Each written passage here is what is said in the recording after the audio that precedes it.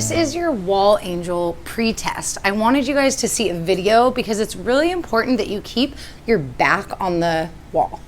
So I want you to get your butt up against the wall. You can bend your knees if you need to or keep them straight. It doesn't matter to me. Then you're gonna roll your back on the wall and roll your shoulders back. So this is what I'm looking for. Not this, this. If you feel completely comfortable getting your full back on the wall, your elbows, your wrists, and the back of your palms, I want you to see if you can lift your arms up a little bit. If you're not even at this level, don't worry about it. This is your goal. This will come a little bit later.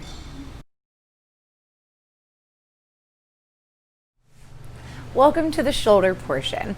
Let's start to increase our internal and external rotation as well as our thoracic mobility. What you're gonna do is start by laying down on your back. Make sure there's no gap between your low back and the floor. So watch how my pelvis rotates up.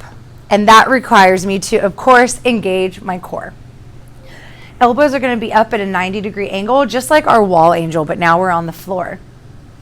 We're gonna breathe and brace through our core, pressing our low back into the floor, and we're gonna lift both of our arms above our head. We're just gliding the back of our palms on the floor. We're gonna do this 10 times. Pay attention to your shoulder blades. Every single time that you bring your arms down, I'd like you to squeeze your shoulder blades hard. After you do 10 of those, it's time to get active.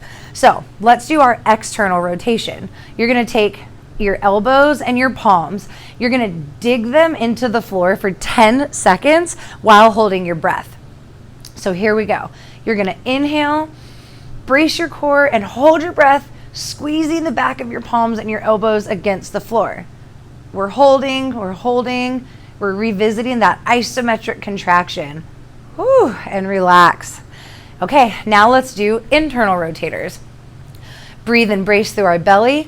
Dig your elbows and your palms into the floor. Ready? Press, hold 10 seconds. You are digging, trying to make an imprint on the floor. Low back is flat. We're pressing, we're holding, and release.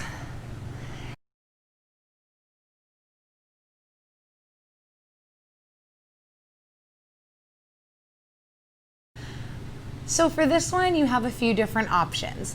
I like to call these prone swimmers. What you're gonna do is lie down flat on the floor.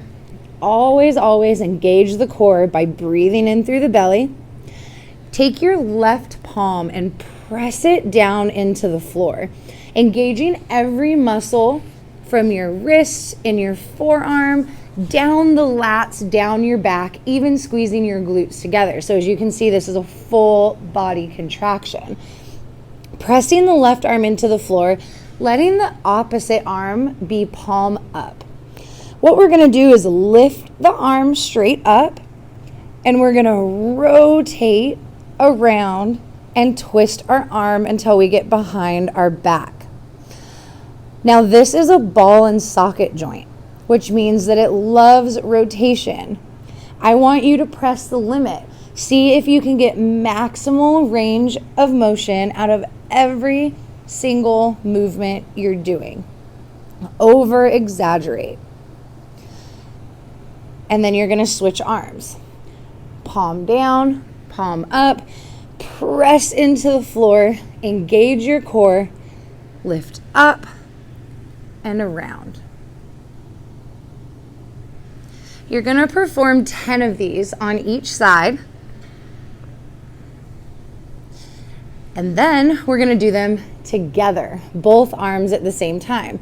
You have some options here. You can either just move your upper body, which would look like this,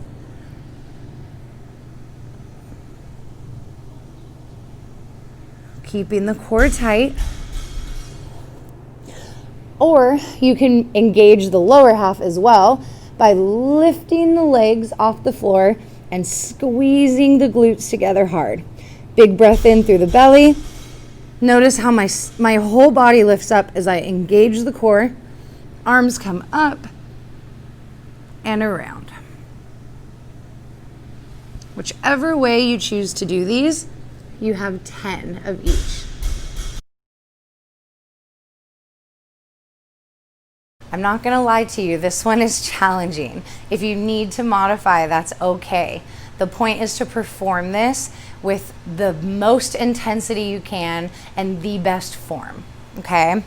So what we're gonna do first is start with plank taps. Your hands are gonna be on the floor. Your feet are gonna be wider than you think they should be. You're gonna lift one arm off the floor and tap your opposite shoulder.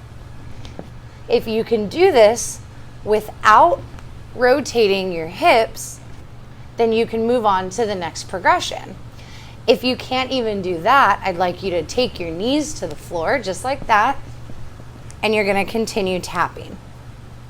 I'm gonna move to the side here just so you guys can see where my hips are at. So I'm up here, I'm not moving my hips, or I'm down here and I'm not moving my hips. So that is the first progression. If this is difficult for you, stay there. Get really good at this. If you feel like you need more, follow me to the next exercise.